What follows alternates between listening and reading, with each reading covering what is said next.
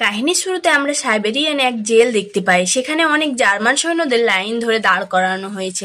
আসলে দ্বিতীয় বিশ্বযুদ্ধ শেষ হওয়ার পর রাশিয়া অনেক জার্মান সৈন্যকে বন্দি করে নিয়ে গিয়েছিল এবং তাদের দিয়ে কয়লার খনিতে দিনরাত কাজ করানো হতো। জেলখানার নিরাপত্তা খুব একটা কড়া ছিল না, কিন্তু তবুও কেউ পালানোর সাহস করতো না, কারণ জেলের চারপাশে শুধু বরফ আর বরফ। এই জেল কোনো জনবসতি থেকে প্রায় 14,000 কিলোমিটার দূরে ছিল, তাই যদি কেউ পালিয়েও যেত, সাইবেরিয়ার জমাট বাঁধা শীতে তার মৃত্যু নিশ্চিত ছিল। এই বরফের মাঝে গড়ে ওঠা জেল থেকে পালানোর কথা কেউ ভাবতো না, কিন্তু বন্দীদের মধ্যে একজন ছিল যে অন্যদের থেকে অনেক বেশি চালাক। তার নাম ক্লেমান ফেয়ারল। তাকে 25 বছরের সাজা দেওয়া হয়েছিল, কিন্তু ক্লেমান চাইছিল না যে সে জীবনের অর্ধেক সময় জেলে কাটুক। সে যে কোনোভাবে পালাতে চাইছিল, কারণ তার স্ত্রী আর মেয়ে বাইরে অপেক্ষা করছিল। একদিন সুযোগ এসে গেল, কয়লা বহনকারী এক মালগাড়ির ভেতর উঠে সে পালাতে সক্ষম হলো। জেলের বাইরে এসে খোলা আকাশের নিচে যখন তারা দেখলো, আনন্দে তার মন নেচে উঠল, কিন্তু সেই খুশি বেশি সময় টিকলো না। কিছু দূর পর মালগাড়ি থেমে যায়, আর বাইরে তাকাতে সে দেখে এক রাশিয়ান সৈন্য বন্দুক তাক করে দাঁড়িয়ে আছে। ক্লেমান ধরা পড়ে যায়। পালানোর শাস্তি হিসাবে তাকে একটি ওপেন এয়ার সেলে রাখা হলো। প্রবল ঠান্ডা ও বৃষ্টিতে তার অবস্থা খারাপ হয়ে গেল। তাকে কয়েক ঘন্টার জন্য নয়, টানা 2 দিন সেখানে রাখা হয়। 2 দিন পর সকালে ওয়ার্ডেন এসে তাকে সেল থেকে বের করলো, কিন্তু কোনো শাস্তি দিল না, শুধু বলল, তোমার সাথীরা তোমার জন্য অপেক্ষা করছে। যখন সে সঙ্গীদের সামনে গেল, তারা লাঠি ও ডান্ডা হাতে দাঁড়িয়েছিল। সবাই রাগে ফুঁসছিল, কারণ ক্লেমানের পালানোর কারণে তাদের গত 2 দিন খাবার দেওয়া হয়নি। তখনই সে ওয়ার্ডেনের কথার আসল মানে বুঝলো। বন্দীরা তাকে মারতে শুরু করলো। মার খেয়ে সে গুরুতর আহত হয়ে হাসপাতালে ভর্তি হলো। এই জেলে ডাক্তারও ছিল এক জার্মান বন্দী। যখন ক্লেমান চেতনা ফিরে পেল, সে ডাক্তারকে বলল, আমি আবারও পালাতে চাই, তোমার সাহায্য চাই। ডাক্তার তার সাহস দেখে অবাক হয়ে গেল। সে বুঝিয়ে বলল, এখান থেকে বাঁচা অবস্থায় পালানো সম্ভব না, তাই বাইরে বরফে তুমি মারা যাবে, কিন্তু এখানে থাকলেও মৃত্যু নিশ্চিত, কারণ কয়লা খনির বিষাক্ত কার্বন শরীরে ঢুকে ক্যান্সারের মতো রোগ হবে। ডাক্তার বলল, তুমি একবার অন্তত শেষ চেষ্টা করো। তারপর নিজের সব গরম কাপড়, জুতো আর প্রয়োজনীয় জিনিস ক্লেমানকে দিয়ে দিল। রাশিয়ান সৈন্যরা কোথায় খাবার লুকিয়ে রাখে সেটাও জানিয়ে দিল, এমনকি আত্মরক্ষার জন্য একটি বন্দুকও দিল। আসলে ডাক্তার নিজেও পালাতে চাইছিল, কিন্তু কয়েকদিন আগে জানতে পারে সে ক্যান্সারের রোগী এবং তার হাতে 1 মাসের বেশি সময় নেই।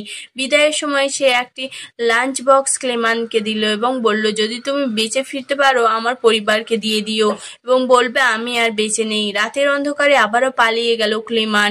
এবার সে মালগাড়িতে নয়, পায়ে হেঁটে বেরোলো। পুরো রাত হেঁটে চলল। সকালে যখন খবর এলো সে যে পালিয়েছে, ওয়ার্ডেন সরাসরি ডাক্তারকে জিজ্ঞাসাবাদ করতে এলো, কিন্তু তার আগে ডাক্তার আত্মহত্যা করে ফেলেছিল, কারণ সে জানতো ওয়ার্ডেন তাকে নৃশংসভাবে মেরে ফেলবে। ওয়ার্ডেনের সৈন্যদের পাঠালো খুঁজে আনতে, কিন্তু কয়েকদিন খোঁজার পরও ক্লেমানের কোনো হদিস মেলেনি।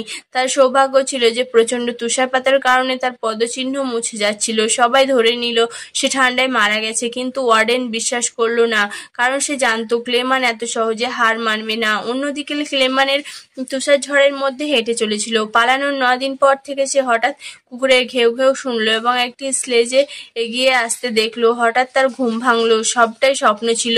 আসলে সে 9 দিন ধরে হাঁটছিল, খাবার ফুরিয়ে গিয়েছিল, ক্ষুধা ও ক্লান্তিতে হাল ছাড়ার উপক্রম হয়েছিল। হঠাৎ একটি শিল দেখলো, চোখে আশার আলো জ্বললো, বন্দুক তাক করলো, কিন্তু দুর্বলতার কারণে গুলি মিস হলো। শিল দৌড়ে পালালো। সে দৌড়াতে গিয়ে বরফ ভেঙে পানিতে পড়ে গেল, পায়ে আঘাত পেল, তবুও হাল না ছেড়ে আবারও শিলের পিছু নিল এবং শেষ পর্যন্ত একটি গুলিতে শিলটিকে মেরে ফেললো সক্ষম হলো। বহুদিন পর পেট ভরে খেয়ে কিছুটা বিশ্রাম নিল। এভাবে একা একা হাঁটতে থাকলো। একসময় নিজের সঙ্গে কথা বলতো, ইতিবাচক কথা বলে নিজেকে মোটিভেট করে, যাতে মানসিকভাবে ভেঙে না পড়ে। দিক নির্ণয়ের জন্য সবসময় কম্পাস ব্যবহার করত। প্রায় 2 মাস হাঁটার পর একদিন দূরে একটি ছোট্ট গাছ চোখে পড়ল। খুশিতে সে গাছটিকে জড়িয়ে ধরল। এটার মানে হলো সে বরফের মরুভূমি পেরিয়ে এসেছে এবং সামনে জঙ্গল শুরু। বহুদিন পর সে কাঠ জ্বালিয়ে আগুন করে এবং শান্তিতে ঘুমালো, কিন্তু সামনে আরো বিপদ অপেক্ষা করছিল। জঙ্গলের মধ্যে দিয়ে ক্লেমান এগোচ্ছিল। হঠাৎ প্রবল তুষার ঝড় এলো। ঝড়ে এত বড় বড় গাছ উপড়ে পড়ছিল, সে সামনে এগোনো কঠিন হয়ে গেল। ঠিক তখনই এক বিশাল গাছ তার উপর ভেঙে পড়ল। ভাগ্য ভালো যে সন্ধ্যার সময় 2 জন মানুষ সেখানে সেনা খুঁজতে এসেছিল। তারা ক্লেমানকে বাঁচালো। তারপর তিনজন একসঙ্গে যাত্রা শুরু করলো। কয়েকদিন পর তারা এক নদীর ধারে পৌঁছালো। কাঠ দিয়ে নৌকা বানিয়ে নদী পার হওয়ার সময় স্রোত বেড়ে গেল। একসঙ্গে পানিতে ডুবে যাচ্ছিল, সাঁতার জানতো না। ক্লেমান ঝাঁপ দিয়ে তাকে বাঁচালো, কিন্তু আরেক সঙ্গী লোভের বশে তাদের ফেলে একাই চলে গেল এবং সোনাও নিজের কাছে রাখলো। পরে ক্লেমান আহত সঙ্গীকে নিয়ে টেন্টে ফিরল। বিশ্বাসঘাতক লোকটাকে সে সহ্য করতে পারলো না এবং গুলি মেরে ফেললো। তারপর দুজন আবারও যাত্রা শুরু করলো।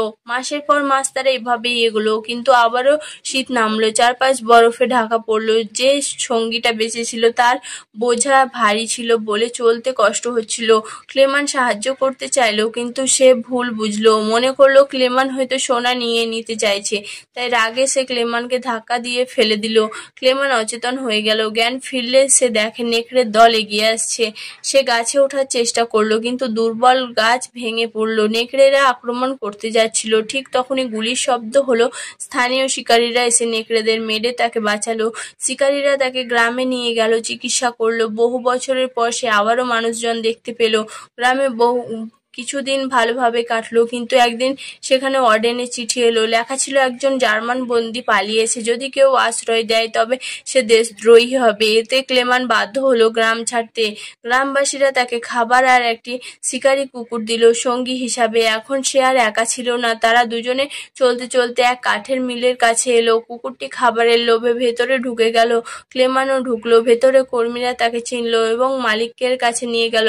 ক্লেমান তার কাহিনী বলল। সবাই মুগ্ধ হলো। তাকে খাবার দিল এবং জার্মানির দিকে যাওয়ার ট্রেনে উঠিয়ে দিল। কিন্তু মিলের মালিক ওয়ার্ডেনকে খবর দিয়েছিল। ওয়ার্ডেনের সৈন্য নিয়ে স্টেশনে অপেক্ষা করছিল। দূর থেকে দেখে ক্লেমান বুঝতে পারলো এবং ট্রেন থেকে লাফিয়ে পালালো। সৈন্যরা ধাওয়া করলো। হঠাৎ ওয়ার্ডেন সামনে এসে দাঁড়ালো। ক্লেমানও ভয়ে হতাশ হয়ে পড়লো। ঠিক তখনই তার কুকুর ওয়ার্ডেনকে কামড়ে ধরলো। সুযোগে ক্লেমান দৌড়ে পালালো, কিন্তু গুলির শব্দ হলো। তার কুকুর মারা গেল। কুকুরের মৃত্যুতে দুঃখ পেলেও সে থামলো না। প্রাণপণে পালিয়ে গিয়ে এক ব্রিজ থেকে নিচে চলা ট্রেনের উপর ঝাঁপ দিল এবং আবারও বাঁচল। দিন কেটে গেল, বছর গড়িয়ে গেল। 1952 সালে, অর্থাৎ পালানোর 7 বছর পর, ক্লেমানের সেন্টার এশিয়ার এক গ্রামে ছিল। মেলায় খাবার দেখে তার ইচ্ছে হলো যে কিছু, কিন্তু পয়সা ছিল না। হতাশ হয়ে চলে যাচ্ছিল। তখন দুই মেয়ে প্যানকেক বিক্রি করছিল। তাদের একজন তার প্রতি দয়া করে প্যানকেক দিল। বহুদিন পর মানুষের সহানুভূতি পেল। মেলায় এক বয়স্ক লোক সব দেখলো। পরে ক্লেমানকে অনুসরণ করে গির্জায় গেল। সেও একসময় বন্দী ছিল, তাই পুলিশের হাতে দেয়নি, বরং তাকে বাড়িতে নিয়ে গিয়ে যত্ন করলো। ক্লেমান বহুদিন পর দাড়ি কামালো, নিজের পুরনো চেহারায় ফিরল। লোকটি তাকে একটি জাল পাসপোর্ট বানিয়ে দিল, যাতে সে রাশিয়ার সীমান্ত পেরিয়ে জার্মানি যেতে পারে। কৃতজ্ঞ হয়ে ক্লেমান রওনা দিল। কয়েক সপ্তাহ পর সীমান্তে পৌঁছে পাসপোর্ট দেখালো। ভয় ছিল ধরা পড়ে যাবে, কিন্তু সৌভাগ্যক্রমে সিপাহী যেতে দিল। সে খুশিতে হাসলো। অবশেষে বাড়ি ফেরার সময় এলো। সীমান্তের সেতু পার হচ্ছিল, কিন্তু হঠাৎ চোখে পড়ল সামনে দাঁড়িয়ে ওয়ার্ডেন। ক্লেমান পিছনে তাকালো এবং রাশিয়ার মাটিতে, অর্থাৎ ওয়ার্ডেন চাইলে তাকে ধরতে পারে। হতাশ হয়ে ভেঙে পড়ল ক্লেমান, কিন্তু বিস্ময়ের সাথে দেখলো ওয়ার্ডেন তাকে ছাড় দিল। বলল, এই লড়াইটা শুধু দুজন সৈন্যের মধ্যে হয়েছিল, আমি আর তুমি জিতে গেছো। যাও, নিজের জীবন বাঁচাও। ক্লেমানও জার্মানির মাটিতে প্রবেশ করলো। বহু বছর পর সে বাড়ির কাছে পৌঁছালো। দূর থেকে স্ত্রী ও কন্যাকে দেখলো। তারা গির্জায় যাচ্ছিল। সে চুপি চুপি পিছন পিছন গেল। মেয়েটি বহুদিন ধরে আশা করছিল তার বাবা একদিন ফিরবে। হঠাৎ পিছনে তাকাতেই বাবাকে চিনে ফেললো। দৌড়ে গিয়ে বাবাকে জড়িয়ে ধরলো। স্ত্রীও ছুটে এলো।